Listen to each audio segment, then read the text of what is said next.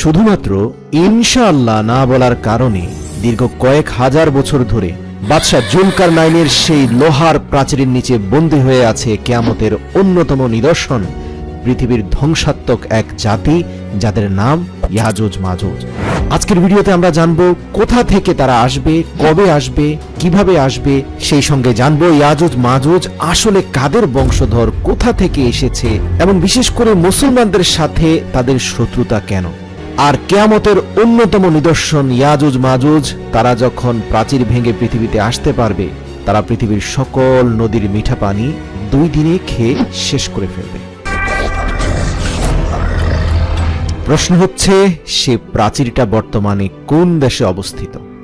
জেনে অবাক হবেন, খুব সাম্প্রতিক কিছু সায়েন্টিস্ট সে প্রাচীরের সন্ধান পেয়েছেন। প্রিয় দর্শক, বাদশাহ জুলকারনাইন যিনি ছিলেন পুরো বিশ্বের বাদশাহ, সম্মানের চোখে পৃথিবীর প্রত্যেকটা ধর্মের মানুষ এই বাদশাকে আজও স্মরণ করে।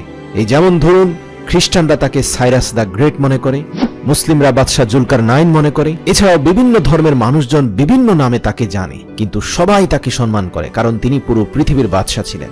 পবিত্র কোরআন থেকে জানা যায়, একবার তিনি লম্বা একটি সফরে গেলেন এবং তিনি এমন একটি স্থানে গেলেন যেখানে একটি পাহাড়ি ঝর্ণা পড়ছে, তার অপরদিকে সমুদ্র, এবং তিনি দেখতে পেলেন লাল টুকটুকে সূর্য সমুদ্রের পানির নিচে ডুবে যাচ্ছে, মানে সূর্য অস্ত যাচ্ছে। এরপর তিনি এমন একটি জাতিকে দেখলেন যাদের ভাষা তিনি বুঝতে পারেননি, মানে এরা সভ্যতা থেকে অনেক দূরে রয়েছে আর তারা অনেক নির্যাতিত জাতি ছিল। পবিত্র কোরআনে আল্লাহ তাআলা বলেন, এরপর আমি জুলকারনাইনকে বললাম, হয়তো তুমি তাদেরকে শাস্তি দাও আর নয়তো তাদের জন্য ভালো কিছু করো। এ কথার মানে হচ্ছে, এই জাতি হযরত জুলকারনাইনের কাছে আশ্রয় চাচ্ছে। এখন জুলকারনাইন যদি তাদেরকে আশ্রয় না দিয়ে চলে যায়, তাহলে কিন্তু তাদেরকে শাস্তি দেওয়ার মতো ব্যাপার। আর যদি জুলকারনাইন তার যেই সহজাত প্রবৃত্তি, যেমন আচরণ তিনি অন্য মানুষদের সাথে করেন, অর্থাৎ তিনি অত্যন্ত ন্যায়পরায়ণ, কোমল হৃদয়ের মানুষ ছিলেন, কষ্ট এবং অসহায় মানুষদের দেখে তিনি কখনো চোখ সরিয়ে নিতে পারতেন না। তো আল্লাহ পাকের মর্জি, সেই জাতির প্রতি হযরত জুলকারনাইনের অন্তরে আবারও রহম হলো। সেই জাতি এসে জুলকারনাইনের কাছে অভিযোগ করলো, বাদশাহ, ইয়াজুজ মাজুজ নামক এক নৃশংস জাতি আমাদের জীবনকে অতিষ্ঠ করে তুলেছে। আপনি যদি তাদের আর আমাদের মাঝে একটা শক্ত প্রাচীর নির্মাণ করে দেন, তাহলে আমরা একটু শান্তিতে বাঁচতে পারি।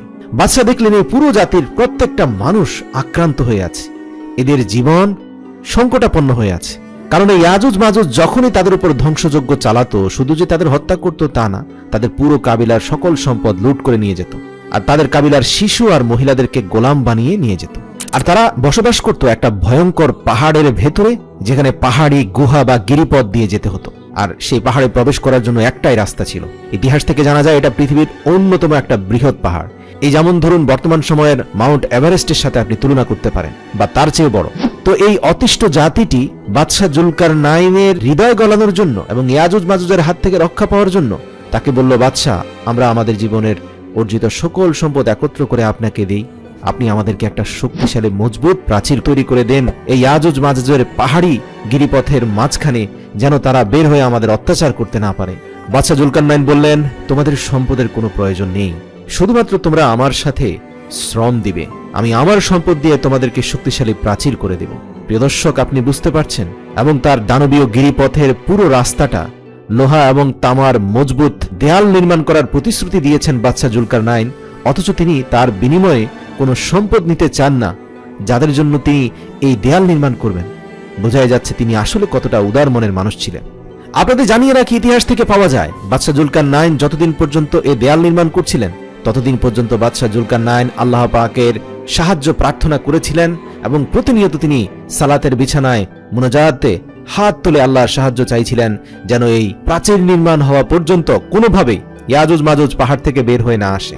আল্লাহ পাক বাদশাহ জুলকারনাইনের দোয়া কবুল করলেন এবং দীর্ঘ কয়েক মাসের বিনিময়ে তিনি তার অর্জিত বিশাল লৌহ ভাণ্ডার এবং তামার ভাণ্ডারের সকল তামা আর লোহাকে গলিয়ে এমন শক্ত পোক্ত মজবুত পুরো এক দেয়াল নির্মাণ করলেন, সেই ইয়াজুজ মাজুজের পাহাড়ি গিরিপথ দিয়ে বের হওয়ার রাস্তার মাঝখানটাকে ব্লক করে দিয়ে, যেটা আজ পর্যন্ত রয়ে গেছে। প্রিয় দর্শক, আপনি জেনে অবাক হবেন, আজও ইয়াজুজ মাজুজের সেই বংশধররা সেই পাহাড়ের ভেতরে বসবাস করছে, যা হয়তো মাটির অনেক গভীরে পড়ে আছে। সূর্যের আলোবিহীন এরা এখনো সেখানে বেঁচে আছে, এমনও তাদের নিজেদের শক্তি সামর্থ্য জোগাড় করছে, এবং প্রতিদিন এই প্রাচীর তারা তাদের নখ দিয়ে অর্ধেকটা পর্যন্ত খুইয়ে ফেলে, আর যাওয়ার সময় বলে, আমরা বাকিটা আগামী দিন শেষ করব। কিন্তু তারা ইনশাআল্লাহ বলে না বলে পরের দিন এসে যখনই সে প্রাচীর ভাঙতে যায় দেখে যে তা আবার পুরনো অবস্থায় চলে গিয়েছে। মানে আগের দিন যে অর্ধেক তারা ক্ষয় করেছে সে অর্ধেক আবার পুরো হয়ে যায় আল্লাহর হুকুমে। কিন্তু কিয়ামতের আগে এমন একদিন আসবে যেদিনে ইয়াজুজ মাজুজের মুখ দিয়ে ভুলে বের হয়ে যাবে ইনশাআল্লাহ আমরা আগামীকাল বাকি অংশ খনন করব বা বাকি অংশ ভেঙে ফেলব। সেদিনই সেই প্রাচীরকে তারা ভাঙতে সক্ষম হবে, কারণ সেদিন আর আল্লাহ রাব্বুল আলামিনের গায়েবী মদদে বাদশাহ জুলকারনাইনের করা সে প্রাচীরের দেয়াল পুনরায় ভরাট হবে না। কারণ সেই সময়টা হবে এমন এক সময় যখন পৃথিবীর মানুষ ইনশাআল্লাহ বা আল্লাহর নাম বলতে ভুলে যাবে, কিন্তু ইয়াজুজ মাজুজের মুখ দিয়ে ভুলক্রমে ইনশাআল্লাহ বের হয়ে যাবে।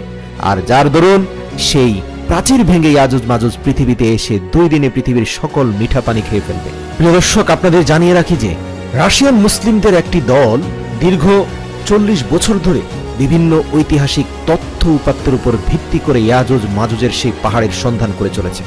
খুব সম্প্রতি তারা দাবি করে যে তারা ইয়াজুজ মাজুজের দেয়ালকে খুঁজে পেয়েছে এবং তারা এটিও দাবি করেছে যে তারা সেখানে গিয়ে নিজের চোখেই সেই প্রাচীরের তথ্য উপাত্ত সংগ্রহ করে এসেছে।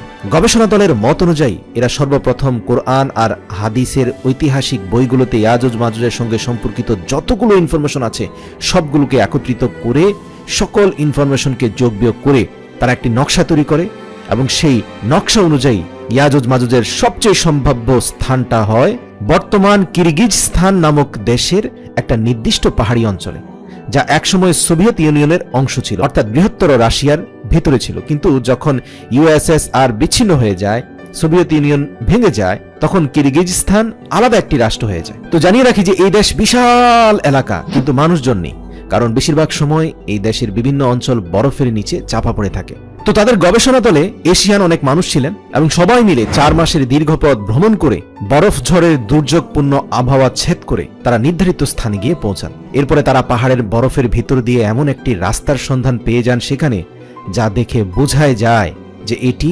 মানুষের তৈরি, অন্তত 4-5 হাজার বছর আগে তৈরি হয়েছে এমনটাই মনে হয়।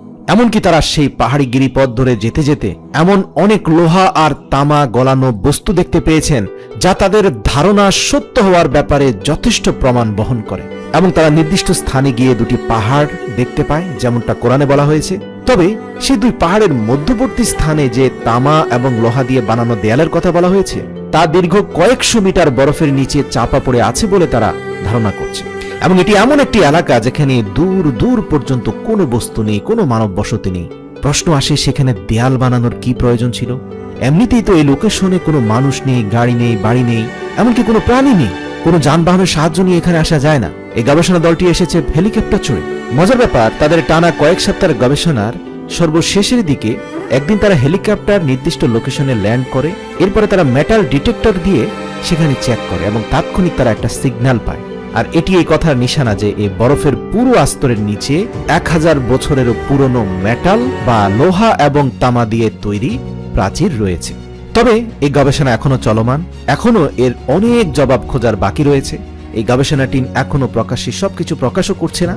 হয়তো অনেকে এটা নিয়ে হাসি তামাশা বানাতে পারে, কিন্তু এতে কোনো সন্দেহ নেই পবিত্র কোরআনের ভবিষ্যৎবাণী কখনোই মিথ্যা হয় না। কোনো সন্দেহ নেই কিয়ামতের আগে আল্লাহর বলা সেই সত্য ফলিত হবে। ঠিকই কোনো না কোনো দিন ইয়াজুজ মাজুজ পৃথিবীর বুকে ছড়িয়ে পড়বে।